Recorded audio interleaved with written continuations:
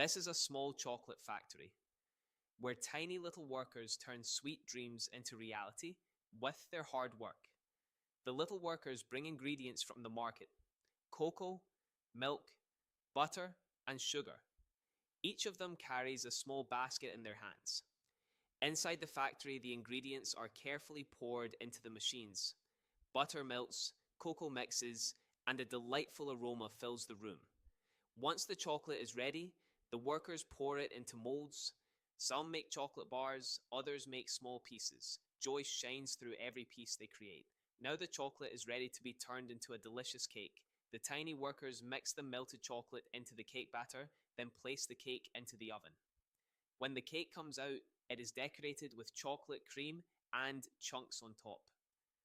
Finally, a beautiful chocolate cake is ready.